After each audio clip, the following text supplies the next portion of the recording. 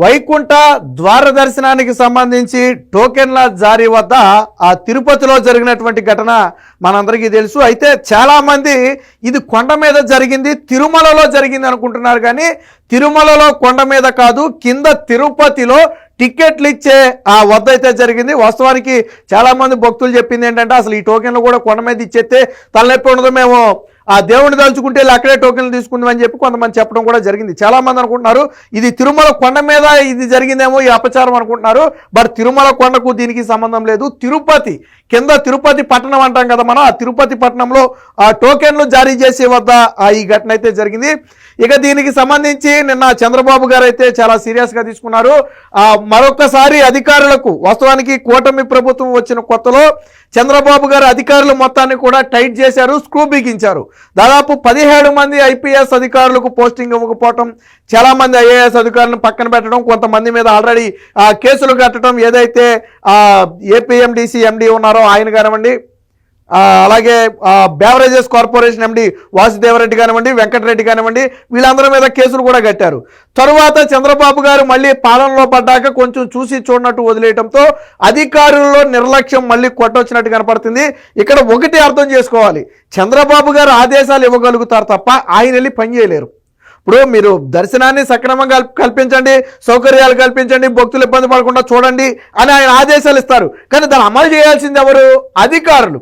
అధికారులు నిర్లక్ష్యంగా ఉంటే జరిగే పరిణామాలు ఎలా ఉంటాయి అనడానికి నిన్నటి ఘటనే ఉదాహరణ. అయితే చంద్రబాబు గారు క్షణం కూడా ఉపేక్షించరా, దీని మీద ఎటువంటి విచారణ కూడా అవసరం లేకుండా చంద్రబాబు గారే స్వయంగా భక్తులతో మాట్లాడిన తర్వాత ఆయన కొన్ని విషయాలు అర్థమైంది. కొంతమంది అధికారుల నిర్లక్ష్యం వల్లే ఈ ఘటన జరిగింది, సమయస్ఫూర్తితో నిర్ణయాలు తీసుకోలేకపోవడం కూడా ఇంత భారీ ఘటన జరగడానికి ప్రధాన కారణమని నిర్ణయించారు. నిర్ణయించినట్టుగానే కొంతమంది అధికారులను ఆన్ ది స్పాట్ సస్పెండ్ చేస్తున్నట్టు నిన్న తిరుమలలోనే ప్రకటించారు. వాస్తవానికి కొంతమందిని బదిలీ చేస్తున్నట్టు ప్రకటించారు.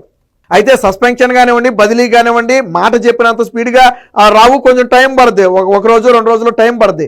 కానీ చంద్రబాబు గారు దీన్ని ఎంత సీరియస్గా తీసుకున్నారు అని చెప్పడానికి ఉదాహరణ ఏంటంటే నిన్న తిరుమలలో వీళ్ళని సస్పెండ్ చేస్తున్నాము, వీళ్ళని బదిలీ చేస్తున్నామని ప్రకటించి ఆయన తిరిగి అమరావతి చేరే సమయానికి మొత్తం ఆర్డర్స్ అన్ని కూడా సీఎంఓలో రెడీ చేసి పెట్టారు. అంటే ఎంత స్పీడ్గా పనిచేశారు, వాళ్ళ మీద ఎంత స్పీడ్గా యాక్షన్ తీసుకున్నారంటే అట్లీస్ట్ మాట చెప్పిన తర్వాత 24 గంటల సమయం కూడా వాళ్ళకి ఇవ్వాల. వెంటనే బదిలీ వాళ్ళని బదిలీ చేశారు, సస్పెండ్ వాళ్ళని సస్పెండ్ చేశారు. సీఎంఓ కూడా ఆగమేఘాల మీద దీనికి సంబంధించి ఆ ఫైల్స్ కూడా సిద్ధం చేయడం జరిగింది. అంటే చంద్రబాబు గారు అప్పుడప్పుడు చెప్తుంటారు 95 సీఎం అని చూస్తారు, 95 సీఎం చూస్తారని. 95 సీఎం అంటే ఇదే. చంద్రబాబు గారు ఎంత బాగా పనిచేస్తే అంత మెచ్చుకుంటారు, అంత చనువిస్తారు.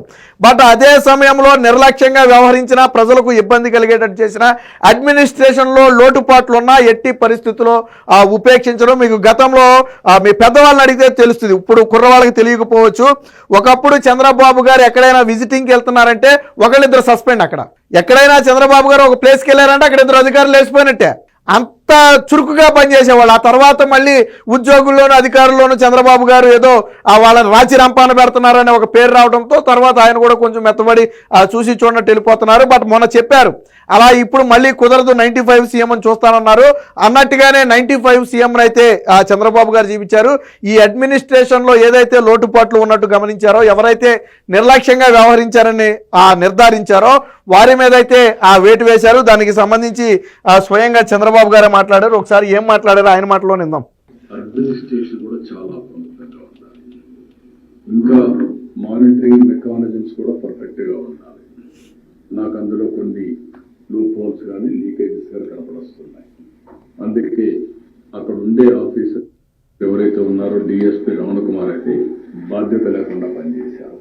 అదే మరిగా హరినాథ్ రెడ్డి డైరెక్టర్ గోశాల ఒకరు, డిఎస్పీ రమణ కుమారు, అలాగే హరినాథ్ రెడ్డి గోశాలకు సంబంధించినటువంటి ఇన్ఛార్జు హరినాథ్ రెడ్డి, పోలీస్ ఒకరు అడ్మినిస్ట్రేషన్ పెడితే ఇద్దరు జరిగే అది జరగకుండా కాపాడవలసిన బాధ్యత వీళ్ళపైన ఉంది.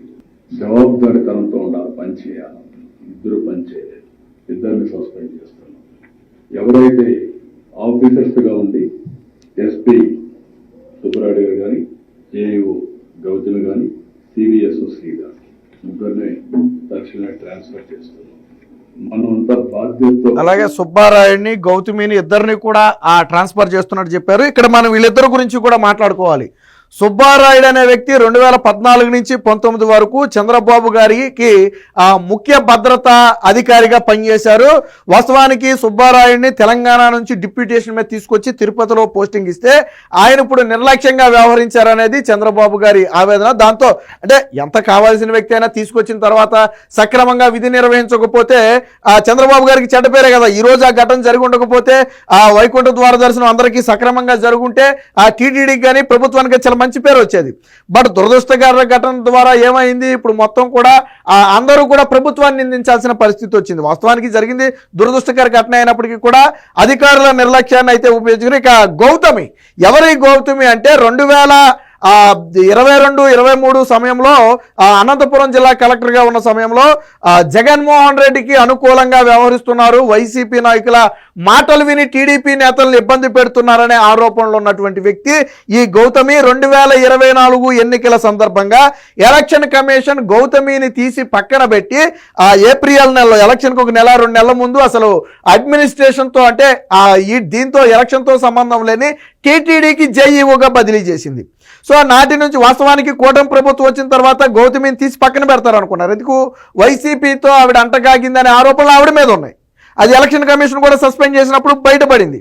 బట్ సరే చంద్రబాబు గారి మంచితనం తెలుసు కదా, సరే ఈ పోనే ఏదో చేసుకుంటుంది కదా, అడ్మినిస్ట్రేషన్ సంబంధం లేదు కదా, ఏదో చేసుకుంటుంది కదా అని వదిలేస్తే ఈ రోజు టోకెన్ కేంద్రాలు మొత్తాన్ని పర్యవేక్షించాల్సిన వ్యక్తి ఈ జేఈఓగా ఉన్నటువంటి గౌతమి. ఇప్పటి వరకు మనం మాట్లాడుకుంది ఈవిడ గురించే, వైసీపీతో అంటగాగిందని ఆరోపణలు ఉందన్న వ్యక్తి ఈ వ్యక్తే. మొత్తం టోకెన్ కేంద్రాలన్నింటినీ పర్యవేక్షించి అన్ని విభాగాలను కోఆర్డినేట్ చేసుకుని ఎటువంటి ఇబ్బంది లేకుండా టోకెన్లు జారీ చేయటం ఈవిడ పని.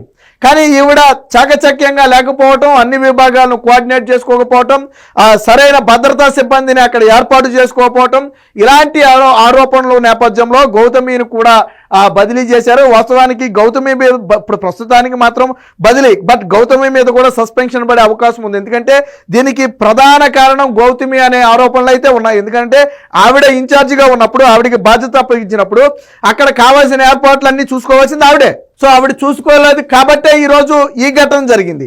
సో ఆవిడ మీద వేటుపడే అవకాశం కూడా ఉందంటున్నారు. అదైతే తర్వాత చూద్దాం. దీనికి సంబంధించిన వార్త కూడా వచ్చింది, ఒకసారి చూద్దాం. తొక్కిసలాట బాధ్యులపై వేటు, తిరుపతి డిఎస్పీ రమణ కుమారు, గోశాల డైరెక్టర్ హరినాథ్ రెడ్డి అయితే సస్పెన్షన్. వీరిద్దరూ ప్రధానంగా తొక్కిసలాట వద్ద ఉన్నటువంటి వాళ్ళు, దానికి ఇన్ఛార్జీలుగా ఉన్నటువంటి వాళ్ళు. ఇక ఎస్పీ సుబ్బారాయుడుతో పాటు టీటీడీ సివిఎస్వి జేఈఓగా అయినటువంటి గౌతమిని అయితే బదిలీ చేయడం జరిగింది. అలాగే దుర్ఘటనపై న్యాయ విచారణ కూడా ఆదేశించారు. ఇదే సమయంలో మృతులకు అండగా ఉండాల్సిన బాధ్యత కూడా ప్రభుత్వం మీద ఉంది కాబట్టి చనిపోయిన కుటుంబాలకైతే 25 లక్షల రూపాయల పరిహారం ప్రకటించారు. వాళ్ళలో చనిపోయిన కుటుంబంలో నుంచి ఒకరికి టీటీడీలో కాంట్రాక్ట్ ఉద్యోగం ఇవ్వడానికి కూడా చంద్రబాబు గారు అయితే అంగీకరించారు. దానికి సంబంధించిన హామీని కూడా ఇవ్వడం జరిగింది. ఇక 10 రోజుల పాటు వైకుంఠ ద్వార దర్శనం అంతకు ముందు లేని సాంప్రదాయాన్ని గత 5 ఏళ్లలో తీసుకువచ్చారని చెప్పారు. సరే, ఏదైనా గత సాంప్రదాయం ఏదైనా, నిన్న కూడా మాట్లాడుకున్నాం, అసలు ఈ టోకెన్లు ఈ తొక్కిసలాట వ్యవహారం తీసుకొచ్చిందే జగన్మోహన్ రెడ్డి. సో ఇదే విషయాన్ని నిన్న చంద్రబాబు గారు కూడా చెప్పడం జరిగింది. ఇక తీవ్రంగా గాయపడిన కుటుంబాలకైతే 5 లక్షలు ఇచ్చారు, స్వల్పంగా గాయపడిన వారికి 2 లక్షలు ఇచ్చారు. ఈ రోజు ఉదయమే గాయపడిన 52 మందికి ప్రత్యేక ద్వార దర్శనాన్ని అయితే కల్పించారు. 52 మందిని టీటీడీ అధికారులు అంటే విఐపి హోదాలో వాళ్ళని తీసుకెళ్లి దర్శనం చేయించి తిరిగి బయటకైతే తీసుకొచ్చారు. ప్రస్తుతానికైతే ఈ మృతులు తప్ప మిగతా వాళ్ళందరూ కూడా దాదాపుగా కోలుకున్నట్టుగా తెలుస్తుంది. నిన్న చంద్రబాబు గారు కూడా చాలా ఓపికగా సహనంగా వెళ్ళి బాధితులందరితో మాట్లాడటం, చంద్రబాబు గారు తీసుకున్న ఈ సస్పెన్షన్ కానీ బదిలీ వేటు కానీ బాధితులతో మాట్లాడిన తర్వాత ఆయన విధి నిర్వహణలో వీళ్ళ అలసత్వం ఉందని గ్రహించిన తర్వాత తీసుకున్నటువంటి నిర్ణయం. ఎవరో రిపోర్ట్లు ఇచ్చేసి లేకపోతే ఇంకోటి చేసి కాదు, అక్కడ అధికారులు ఎవరైతే నిర్లక్ష్యంగా వ్యవహరించారని ఆయన గ్రహించారో వారి మీద అయితే చర్యలు తీసుకున్నారు. ఇక్కడే రాశారు చూడండి, తితిది పోలీసుల మధ్య సమన్వయ లోపమే శాపం, భారీగా భక్తులు వస్తారని తెలిసిన తగిన ఏర్పాట్లు లేవు, రద్దీని అంచనా వేయడంలో వైఫల్యం అని చెప్పడం జరిగింది. ఇక పవన్ కళ్యాణ్ గారు కూడా కొంచెం పోలీసులు అసత్వం ప్రదర్శించారని కొంచెం ఘాటుగానే వ్యాఖ్యానించారు. 4 లక్షల మంది భక్తులు వచ్చినప్పుడే ఎప్పుడు జరగలేదు, ఇప్పుడు ఎందుకు జరిగిందని చెప్పి కూడా ఆయన ప్రశ్నించడం జరిగింది. దీనికి సంబంధించిన మరొక వార్త కూడా వచ్చింది, ఒకసారి చూద్దాం.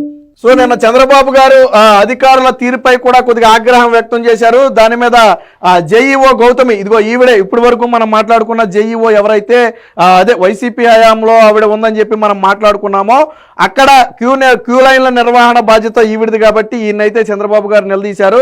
ఆ తర్వాత ఆవిడతో మాట్లాడిన తర్వాత కూడా ఆవిడ అలసత్వం ఉందని గ్రహించే ప్రస్తుతానికైతే బదిలీ వేశారు. బట్ తర్వాత ఆవిడ మీద వేటు కూడా పడే అవకాశం ఉందని తెలుస్తుంది. ఇక చంద్రబాబు గారు అధికారుల మీద ఆగ్రహానికి వ్యక్తం చేసినటువంటి అంశాన్ని ఇక్కడ చూడొచ్చు. ఇక ఎవరి మీద ఆగ్రహం వ్యక్తం చేశారు, ఎవరిని బదిలీ చేశారంటే జేఈఓగా ఉన్నటువంటి గౌతమి అంటే ఈవిడ మీద, అలాగే తిరుపతి ఎస్పీ సుబ్బారాయుడు, వీరిద్దరు అయితే బదిలీ అవడం జరిగింది. ఇక సివిఎస్ఓ శ్రీధర్, అలాగే క్రైమ్ డిఎస్పీ రమణ్ కుమార్, అలాగే గోశాల డైరెక్టర్ హరినాథ్ రెడ్డి. సో హరినాథ్ రెడ్డి అనే వ్యక్తి ఏళ్ల తరబడి అక్కడే పాతుకుపోయాడు.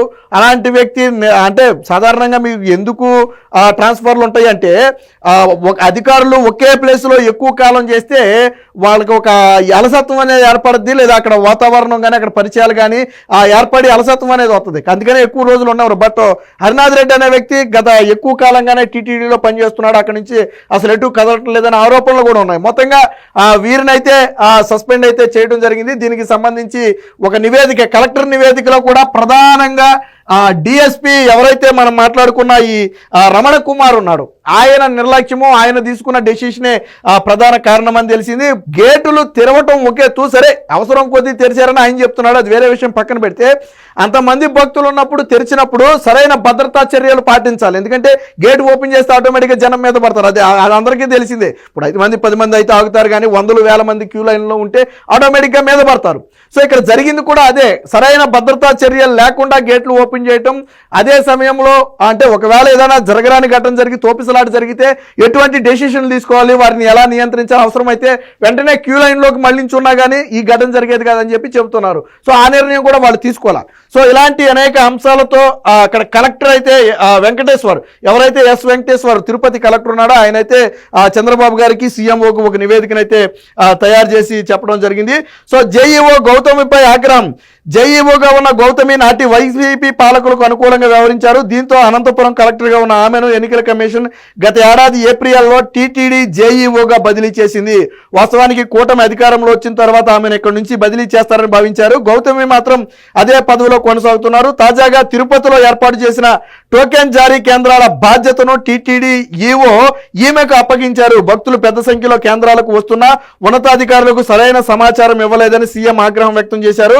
పరిస్థితి చేయి దాటిపోయే ప్రమాదం ఉందని భావించినప్పుడు టోకెన్ల జారీ ప్రక్రియ ఎందుకు ప్రారంభించలేదని చెప్పి ప్రశ్నించారు. మొత్తంగా ఆ జేఈఓ పాత్ర, గౌతమి పాత్ర అయితే స్పష్టంగా కనపడుతుంది. ఇక్కడ చంద్రబాబు గారు అడిగింది 2 ప్రశ్నలు. పరిస్థితి తీవ్రత ఎక్కువ ఉన్నప్పుడు ఉన్నతాధికారులకు సమాచారం ఇవ్వాలి. ఈఓకో లేదా చైర్మన్కో సమాచారం ఇస్తే తదుపరి ఏం చర్యలు తీసుకోవాలంటే వాళ్ళకి ఇన్స్ట్రక్షన్ ఇస్తారు. లేదా పరిస్థితి అదుపు దాటుతుంది, జనం పెరిగిపోతున్నారు, ఇక మనం కంట్రోల్ చేయలేమన్నప్పుడు టోకెన్ల జారీ ప్రారంభించేస్తే ఆటోమేటిక్గా కొంచెం ఫ్రీ అయిపోద్ది.